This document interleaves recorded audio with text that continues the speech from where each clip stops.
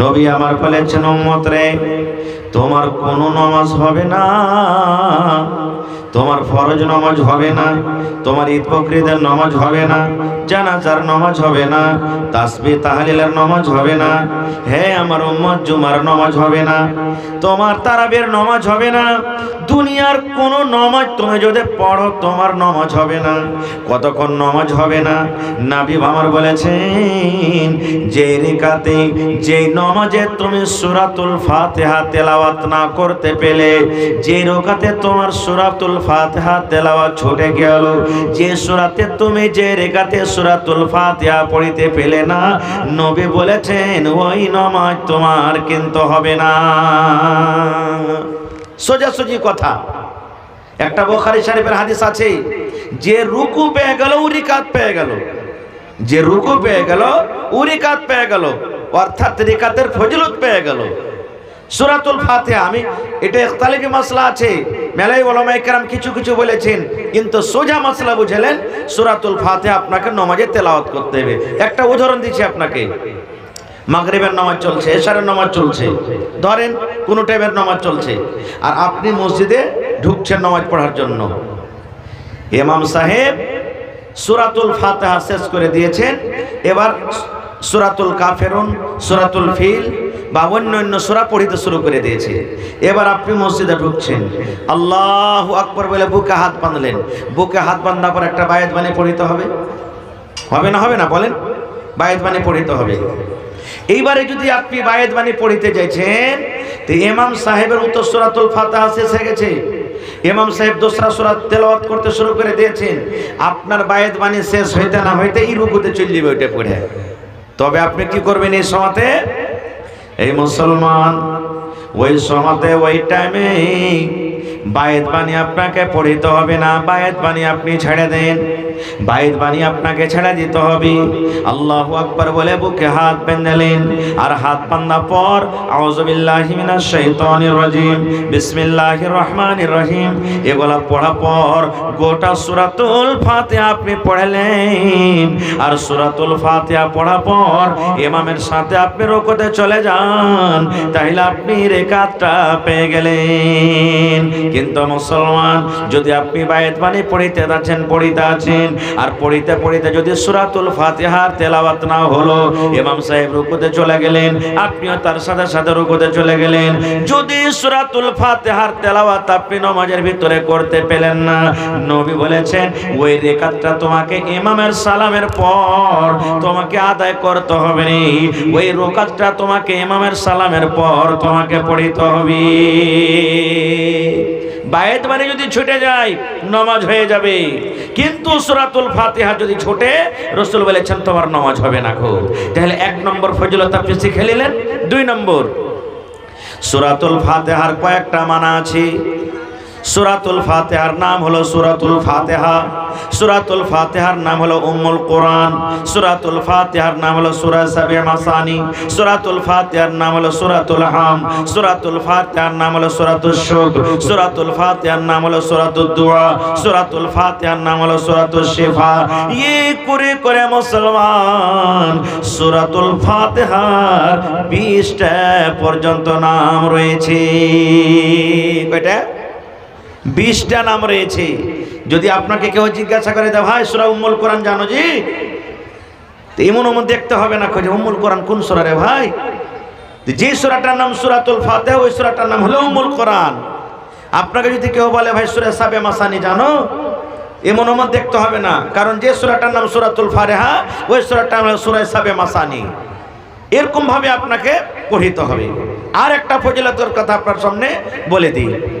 কিছু সাহাবায়ে কেরাম আল্লাহ রাসূলের জামানাতে লড়াই করে, তেজারত করে সাফার থেকে বাড়ির দিকে আসছিলেন, মদিনা আসছেন, বাড়িতে আসছেন, আস্তে আস্তে রাত হয়ে গেল। তখন মোবাইল কোনটা পাবেন, এই জার্নিটার লাইন কোনটা পাবেন? তখন এই তো 10-15 বছর থেকে এগুলো এসেছে।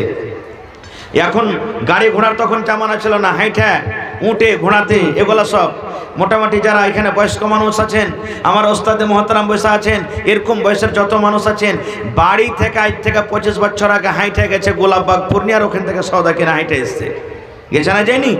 আর এখন মোটর সাইকেলে যেতে খোঁজে মাকে খাস্তা না হয়ে গেল, খাস্তানা হয়ে গেল, হাইটা হাইটাকে ছেড়াইছে। তো আল্লাহ রসুলের জামানা 1400-1500 বছর হইতে গেছে, ওই জামানাতে তখন গাড়ি ঘোড়া কোনটা পেবেন ভাই? আজ থেকে 10-15 বছর আগে বিয়ে গেছে তো টাপুরের গাড়িতে গেছে না জানি। এখন টাপুরের গাড়ি যাবে, খাইতে দিবে না খকে বৈরাতকে, কবে লজ্জা লাগছে। কিছুদিন ট্রেক্টর চললো, কিছুদিন সওয়ারি চললো, এখন সওয়ারিটা উঠে যাবে ছাক্কা Bolero Scorpio, Bolero Scorpio, Bolero Scorpio, এগুলাই শুধু দিয়েছে। দেখেন তো তখন গাড়ি ঘোড়া কোনটা পেবেন? সাহাবাই কেরাম রাস্তাতে হাঁটছেন, রাইট হয়ে গেছে। একবারে লম্বা ঘটনা ছোট করে বলছি। এবারে একটা গ্রাম ঢুকেছে, তো ইয়াহুদের গ্রাম, এটা ইয়াহুদের গ্রাম। মুসলমানের এসে গ্রামের লোককে বলছেন যে ভাই রাইট হয়ে গেছে, আজ রাইট তোমরা আমরাকে গ্রামে থাকতে দেবে না? মুসলমানের দুশ্মন ভাই সব দিনই, কিন্তু এই নতুন এই জমানাতে নয়, সব দিন। ওই গ্রামের ইয়াহুদিরা বলছে তোমরা মুসলমান, তোমরাকে থাকতে দেবো না গ্রামে। মুসলমানেরা কি করবে যখন থাকতে দিলে না, গ্রাম থেকে বাহিরে খানিক দূরে যে তাম্বু টাইনে ওখানে ওরা রাত কাটাতে লাগলেন, যে ভোর হবে তখন এখান থেকে যাব। আল্লাহর মাসলাহাত কি, ওই ইয়াহুদির গ্রামের মোড়ল যে ছিল সর্দার, ওকে বিষাক্ত জানোয়ারে কামড়ে নিয়েছে। সাপ হোক যে কোনো বিচ্ছু হোক, এমন বিচ্ছু আছে, একটা বিচ্ছু আছে আমি নাম ভুলছি, সাপের মতন ওর জহর, কামড়ে নিলে ওতে মানুষও মরে যায়, এরকম তার জহর। এরকম বিষাক্ত জানোয়ার হয়, সাপে হোক বা বিচ্ছুতে হোক কামড়ালছে, বিষ লেগে গেছে। এখনকার মতন কোনটা তখন ডাক্তার পাবেন, আরে সাপে কামড় দিয়েছে তাড়াতাড়ি করে সদর হসপিটাল নিয়ে চ, উমুককে দাগ তুমুককে দাগ, কোথায় পাবেন? এবারে কি করে ভালো হবে, কেমন করে ভালো হবে, ছটফটি লেগে গেল। ওই গ্রামের মোড়ল সর্দার, তখন একটা লোক বলছে যারে মুসলমানের একটা জামাত কিছুক্ষণ আগে যারা গ্রামে থাকতে চেয়েছিল, থাকতে দেওয়া হয়নি, দেখো তো বেশি দূর ওরা যায়নি, ওরা হয়তো কিছু ওঝাগুনি জানে, এলাজ পানি করতে জানে, যদি পারো তো ওরাকে ডেকে আনো। দুটা লোক যেতে দেখছে তো গ্রামের বাইরে ওরা তাম্বু টেঙ্গে আছে। তখন বলছে এ ভাই মুসলমান, তোমাকে তো গ্রামে থাকতে দিনি, তোমার মন টন খারাপ হয়ে আছে, ভাইরে মাপ চাহাচ্ছি, ক্ষমা চাহাচ্ছি, আমাদের গ্রামের যে মোড়ল আছে সর্দার আছে, ওকে সাপের কামড়ে নিয়েছে, বিষাক্ত জানোয়ারে, ভাই একটু তার তোমরা যে এবার এলাজ পানিটা করে দাও। এবার তখন মুসলমানরা কি বলছেন জানেন? রে আল্লাহর বান্দা, আল্লাহ রাব্বুল আলামিন যদি চাহে তোমাদের মোড়ল ভালো হয়ে যাবে রে, কিন্তু ফ্রিতে এলাজ করব না, টাকা লাগবে রে বাবা, টাকা লাগবে, মজুরি লাগবে, বিনা মজুরিতে আমরা এলাজ করতে পারবো না, বিনা মজুরিতে এলাজ করা হবে না। বলছে মজুরি নিবে না তো? হ্যাঁ। বলছে কত মজুরি নিবে? এই করতে করতে কথাবার্তা হচ্ছে, শেষ কথা 30টা ছাগলে কথা হলো। আবু দাউদের হাদিস এসেছে, কয়টা ছাগল? 30টা ছাগল যদি ভালো করতে পারি তো 30টা ছাগল তোমাকে লাগবে। তখন বলছে ঠিক আছে 30টা লাগবে তো লাগবে, কিন্তু চলো আমাদের রাজাকে বাঁচিয়ে এলাম, মোড়লকে বাঁচিয়ে এলাম। যেমন আমরাই যখন কোনো মুসিবতে কেউ পড়ে যায়, ডাক্তার বলে দেখো ভাই এই কাজটা করতে গেলে তোমাকে 10,000-15,000 টাকা লেগে যাবে, আমরা মুসিবত দেখে কি বলছি, টাকা দেখিও না ডাক্তার বাবু, যা লাগবে দিব, কিন্তু ছেলেকে ভালো করো, বলে কি বলি না? তো ওরা বলছে যে আমাদের গ্রামের মোড়লকে কামড়ে নিয়েছে, যা লাগবে যা লিবে দিব, কিন্তু চলো। এবার চলে এলেন, বলছে কই তোমাদের মন্ডল? এবার মন্ডলকে বসে আছে কিংবা শুইতে আছে। এবার মন্তর পড়ে ফোঁক দিতে লাগলেন, ঝাড়ু দিতে লাগলেন, ফোঁক দিতে লাগলেন, ফোঁক দিতে লাগলেন, ফোঁক দিতে লাগলেন। কেমন ফোঁক?